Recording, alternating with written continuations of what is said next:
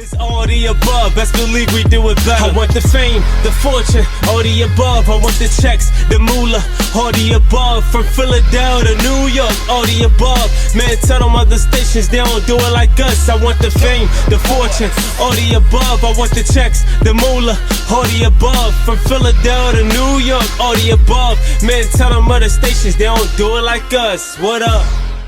Hey, what's up, guys? It's your girl Angel Marie from All the Above, and I'm joined here today by actress and singer Emma Claye. How are you? I'm great. How are you? I'm great. Thank you so much for joining me. Of So, course. Thank you for having me. yeah, so how have you been? How's your week been? Your year? I mean, we're already past the first quarter of 2025. How's life going? Yeah, it's time has really flown. I can't believe it's April 1st already. I am so ready for some warm weather. I feel like I got back inside and it's like 40 something outside and I'm just like I'm really ready for spring. But yeah, I think I'm just ready to like transition from the winter into, warmer weather and just like transitioning into a new season of life as well. Overall, the year's been all right. I feel like there's a lot going on in the world, but thank God I have a place to live, a roof over my head. I'm living in New York City and I'm doing the thing that I always wanted to do with my life. So I'm feeling blessed. I know that's right. What a way to close it out. Yeah, So, speaking of your wonderful life, are you ready to get into this interview so we can learn a little bit more about you? let's do it. All right. So, first and foremost, what inspired you to pursue a career in entertainment? Well, for me, I grew up loving television, loving music. And when it came to music, I primarily listened to what my parents listened to. So it was a lot of Whitney Houston, Celine Dion, Mariah Carey. And then when I was on my own, I loved watching television. I just loved it. And movies as well. Like I just loved getting lost in a movie or a television show. And for me, I really wanted to do that. I just had a really strong desire to perform. However, I had a lot of stage fright, so I just like didn't perform because I would just get really nervous. I would like shake and my throat would close up. So I didn't perform for the longest time. And then when I got to high school and college, I was like, okay, I know this is something that I haven't been able to shake. I still have an interest in it. Let me at least try to like dip my toes in it. So I would do choir. I did a couple plays in high school, took music lessons. In college, I sang in an a cappella group.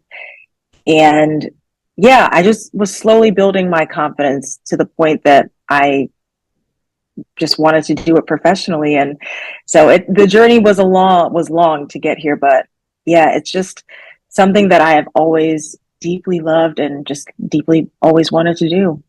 I like that. So it's like Yeah. you put in the work to get to where you are now, even if Yeah. it's like a deep level is having stage fright, because a lot of people's like Mhm.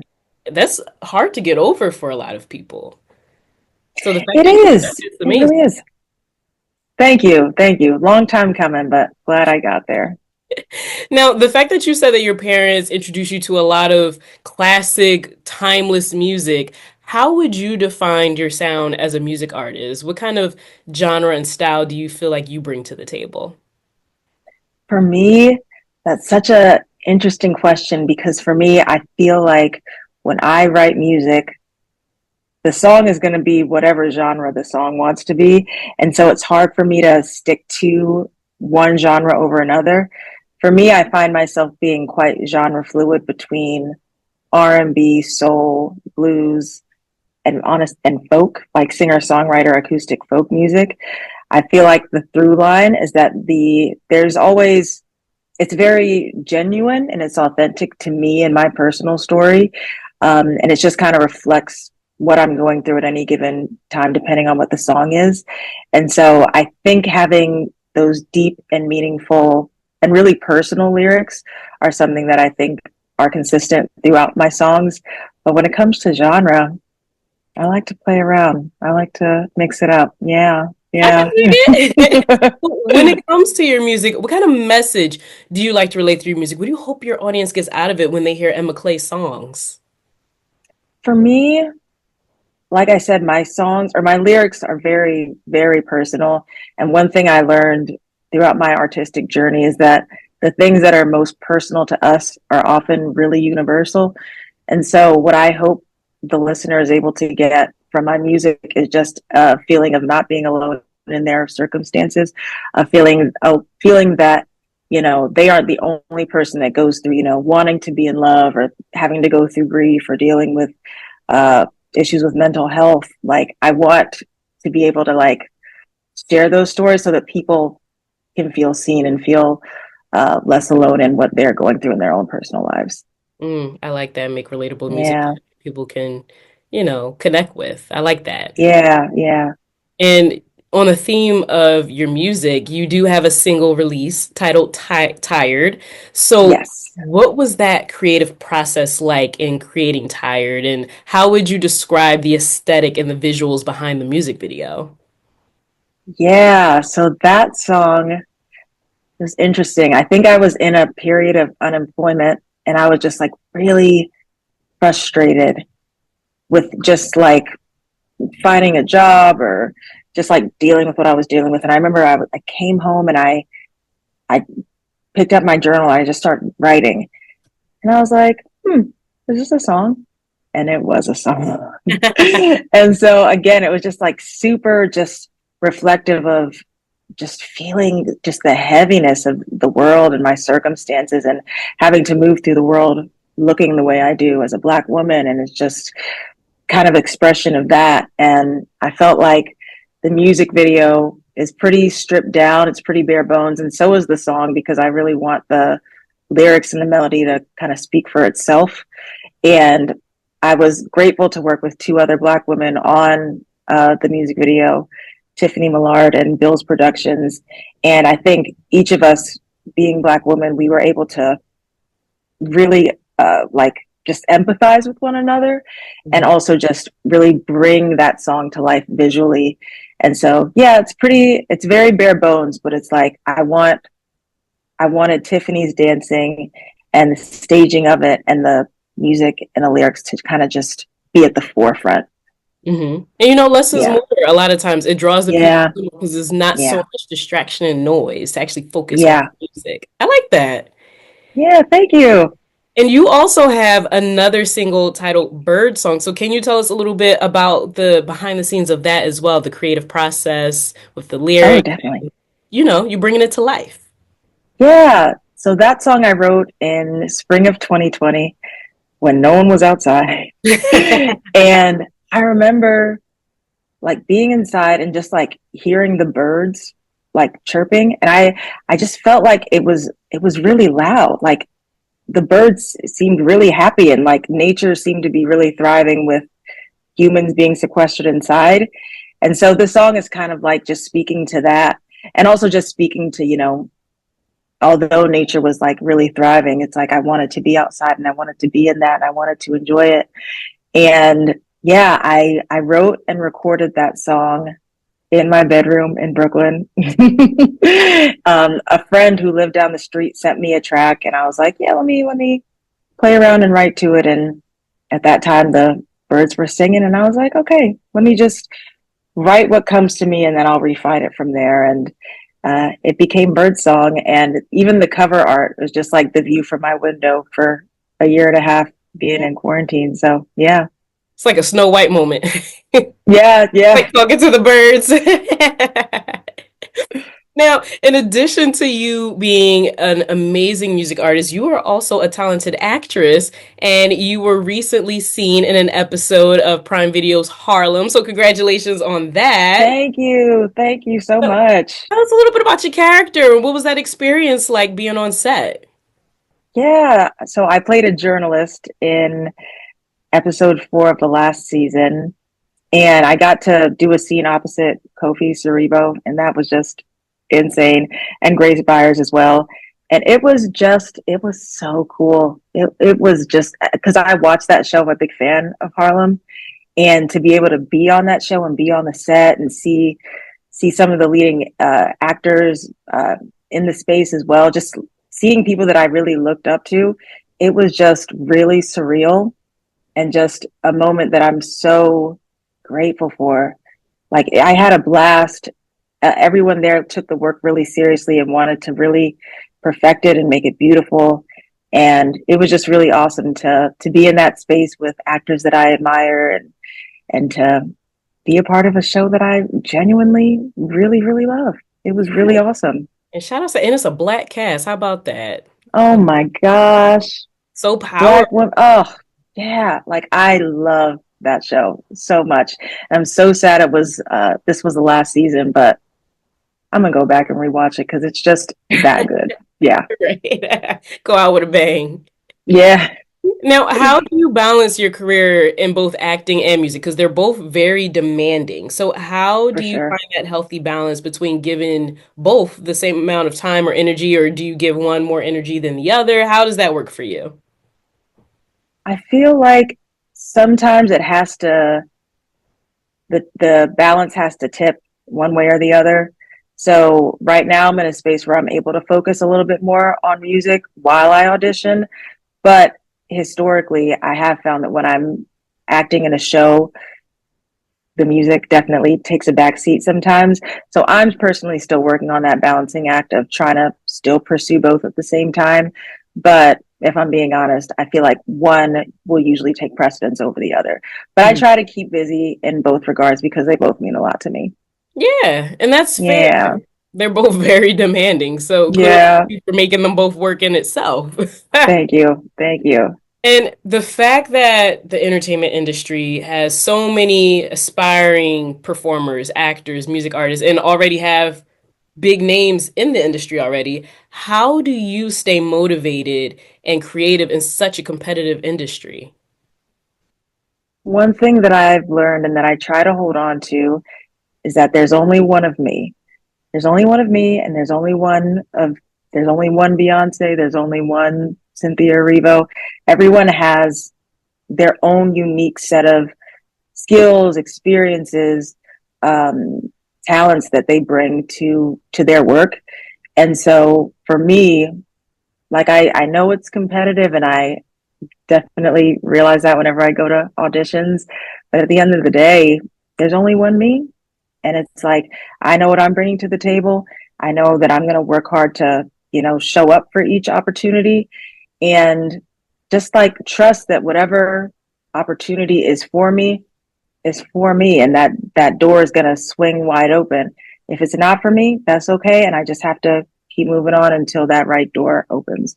Absolutely. I can attest Yeah. to that. I like that. Now, what would you say is the most valuable lesson that you have learned thus far throughout your journey in this entertainment industry? The most valuable lesson for me is just really being rooted in my identity and who I am, and like not tying my identity to a job or to what other people say or to any success that I have. It's like I really have to be rooted and grounded in myself, because this industry is it's like the wind. It's going to blow whichever way it wants to blow. It's going to not blow at all. Like, but regardless of that, I have to be really firm in who I am and not let, the ebbs and flows get to me too much. Mhm. Um, and the highs and lows, because those highs and that's what this career is going to be, highs and lows. So it's like that song, I'm thinking of the song like tightrope, like whether you're high or low, Mm, you have to, like, you yeah. got to stay level. Yeah. Yeah, you got to stay grounded within yourself. Yes, Literally. absolutely. Now, what would you say has been the most memorable or your favorite moment thus far as a singer or actress, or if you want to pick one from both? What has been your favorite moment? I'll pick one from both if that's okay. Yeah. As an actress, I'm really grateful for my time in Hamilton. I think that was a dream show of mine, and to be able to be on tour with that show for over a year was like incredible. And to be able to see the world while doing something I loved was really a blessing. I think as a singer, one moment that sticks out to me, I sang the national anthem at a basketball game. It was like the Washington Wizards and the Miami Heat. And it was Nice. when like LeBron James and Dwayne Wade and like Chris Bosh were on the team. And it was a very big game. And I was like, oh, they want me to sing? And I sang the national anthem a cappella. And it was just like maybe one of the biggest crowds I've ever sang for. And I think that was just going, like thinking about how shy I used to be and being able to do something like that. It was just like, wow, that is incredible. Did you still have those butterflies in your stomach? Oh, always, always. Yeah. Now, hold on. We gotta park it and reverse it a little bit because you just mentioned Hamilton like it was nothing. Oh, I toured on Hamilton. I'm like, hold up, man. Tell us about that. What was you doing on tour with Hamilton? Yeah, I was a part of the Ann Peggy tour, and we toured on the West Coast and in Canada and in Hawaii.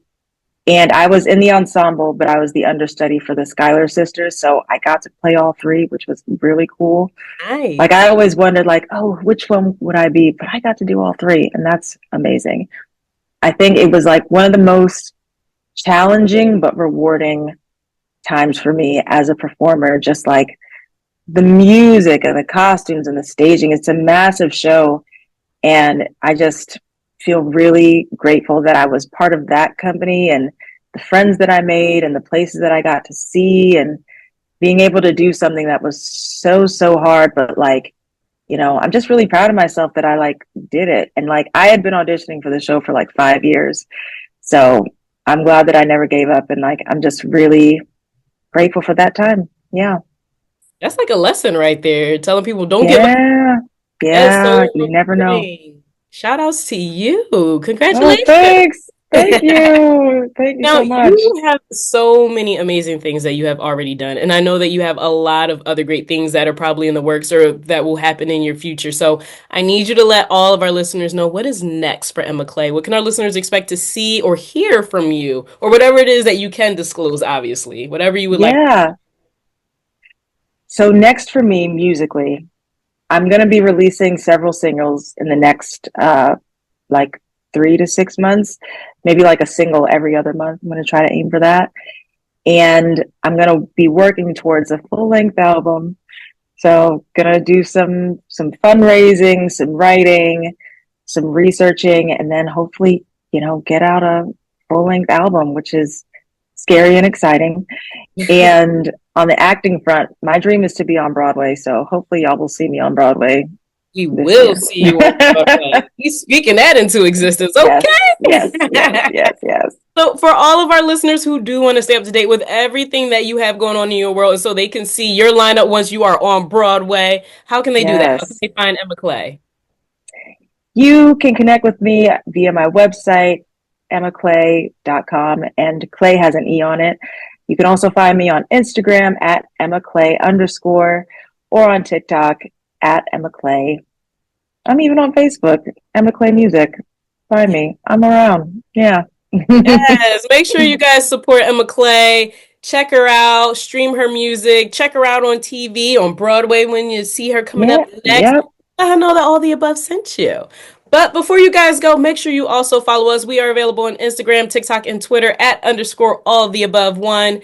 That is where you will see a host of local events, behind the scenes clips, all that jazz. You can't miss a beat. And also subscribe to our YouTube at All the Above Podcast. That is where you will see the amazing interview with the beautiful and talented Emma Claye, as well as a host of other interviews, celebrity interviews, local events, independent artists, creatives, all that good stuff. And you can also visit our website at www.alltheabove-podcast.com. That is where you will have full links, information, all that good stuff, so you can never miss anything from all of the above. Emma Claye, it was amazing having you on the show.